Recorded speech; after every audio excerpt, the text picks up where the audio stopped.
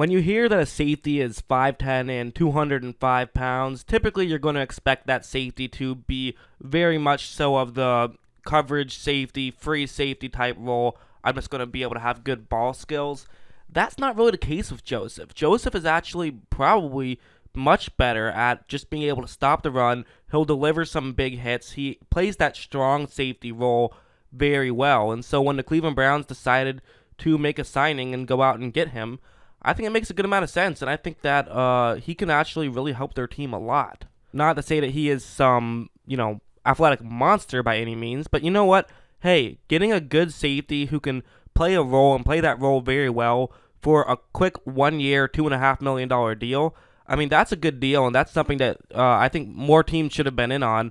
And I think the Browns are probably pretty happy with the fact that they were able to get him for such a cheap deal. I mean, there's several things he does well. One of the things he can do well is just like cleanup duty, like a play like this. The way it's supposed to work is that what Denver is going to do here is they're going to have their left guard just block that Oakland Raider right there, and then they're going to send their left tackle and actually have him go to block Joseph, who's all the way deep, which might be a little bit surprising because it means that Oakland Raider is going to be completely unblocked, but they're okay with that. What Denver is going to do is they're going to pitch the ball to their halfback and just expect that he can outrun the edge rusher, get around him, and then at that point, everybody else will be blocked. You can get into the end zone and get a touchdown. After the ball is snapped, it doesn't work out exactly as planned, but nevertheless, the halfback does in fact get past the edge rusher, and now at this point, he's pretty much, home free. I mean, Karl Joseph is the only guy who can potentially make a play, but the problem is that, there's an offensive lineman getting ready to block him,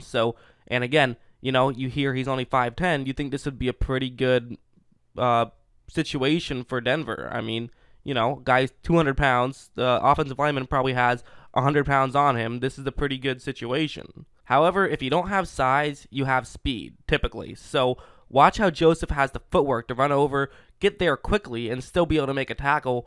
Again, that was still a very good play for the Denver Broncos to get the ball to the 5-yard line, but he saved a touchdown there, which was very important. I mean, really, there was nothing else he could have done on that play. He did the best thing he could do. That was best case scenario for Joseph, was making that type of play. And that's what you have to look at. Not was the net play a positive or a negative. It was how good did he play there. And, one other thing that Joseph can do very well is he's every now and then he'll just have one of those plays that's like he just saw something beforehand, figured out it was going to be a running play, and came in and made a tackle. Like on this play, that's exactly what's going to happen.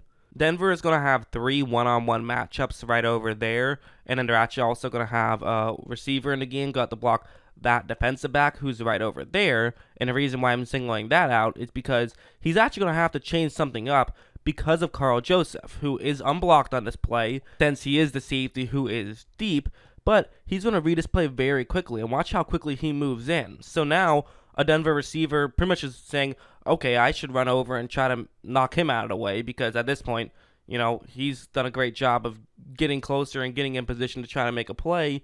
However, there's one other thing that I find very interesting about Joseph, and it's the fact that he just seemingly will bounce off people. It's like he's a rubber ball. Watch how when he tries to get blocked right here, it's just no contact whatsoever. He's able to run over and make a quick tackle. Again, part of that is just the size difference, the fact that he is a little bit small sometimes can work to his advantage. It's more difficult to block somebody like that out of the way because of how low you have to get.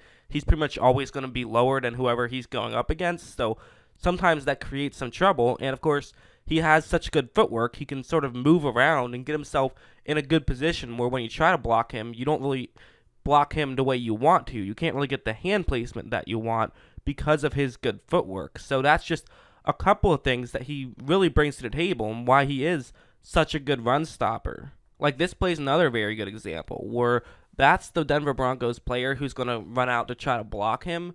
And as the ball is snapped, you notice all the Denver players are rushing to the left side of the screen to try to block into that direction.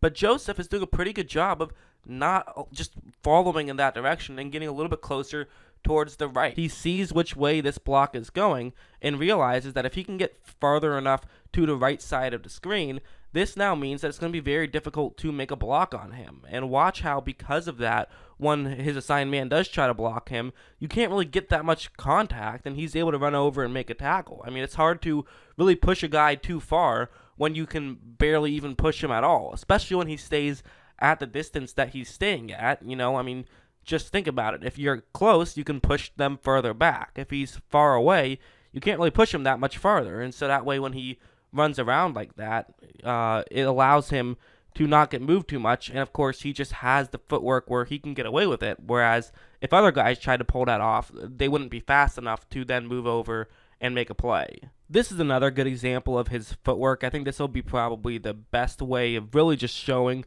why he's just so difficult to try and block. That's who's going to be blocking him. It's going to be a tight end who's going to go up and try to block him. And what that tight end is going to try to do is go to the left side of the screen and block him that way. I mean, he's basically going to attack here. It's a running play, so you want to attack. You want to get to the player he's trying to block and push that player as far away as possible. You don't want to let him come to you, because basically that moves the line of scrimmage back in a sense. But when he moves forward and to the left side of the screen, Joseph is able to instantly just run around him, barely gets touched, and is able to just barely make the tackle. He didn't he didn't totally make the tackle, but he got enough of him that the halfback was not able to keep his footing, and the tackle was made. So he did make a tackle, even if it was kind of like not exactly a tackle. So, that's just, I kind of talked a lot about just him being able to stop the run for a good reason. That's pretty much what he's going to do, is he's going to be a run stopper. He's not going to be elite in coverage by any means. That's not why Cleveland has gone out and gotten him. But at the same time, I think one of the big reasons that they did end up kind of having some more problems last year was the loss of Jabril Peppers. And not just to say that, their defense was still very good last year, but I do think that having Peppers would have been a huge positive impact. And again, Odell Beckham Jr. is still great, but at the same time, now that they have a guy in Karl Joseph who can kind of fill that role. I mean, he's not as good as Peppers, he's not as young as Peppers, not as good in coverage as Peppers, but he still can kind of fill that role. He's kind of like, he's a light pepper, maybe a banana pepper, if you will. That's what he is. But anyways, one thing I do want to bring up as well is that just because he thrives in the running game does not mean that he is a mess in the passing game. He can still be effective in the passing game. It's not where he thrives, but you know what? He's made some really good plays in coverage, and I do think he has some room to improve as well.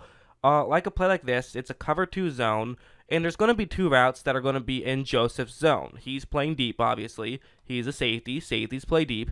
And what's going to happen right after this ball is snapped, and also safeties don't play deep on every play. Don't know why I said that, but whatever. We'll move on. You see right here that Joseph is in pretty good position right here, where he's kind of trying to split both of those 2 Indianapolis players. I mean, the whole point of this play is that with 2 Colts players going into one zone, one of them has to get open. Joseph can't cover them both.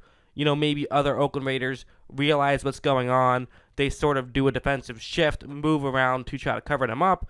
But that's difficult to do, and there usually will be an opening. And while Joseph is trying to make sure he covers up both of these 2 players, definitely the Indianapolis player who's running deep has a bit of separation, and this is a throw that Jacoby Brissett is going to try to make. However, Joseph stays with him. He gets back, and he's able to knock that ball away.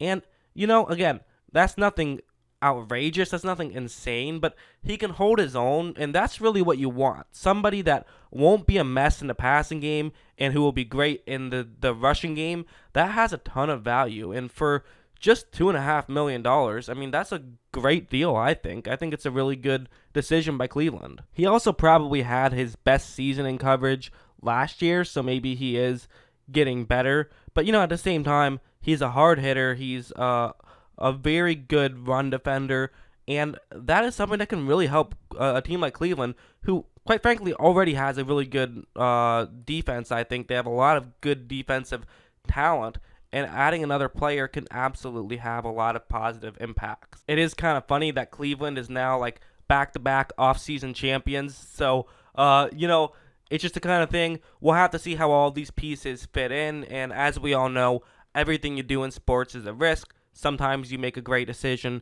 and it doesn't work out. that could happen with this move, but I think on paper I like it. It's a very low risk signing, only $2.5 million, and now they have a guy who can start. So yeah, that's my opinion. What do you guys think? Let me know in the comments below, and of course, as always, thanks for watching.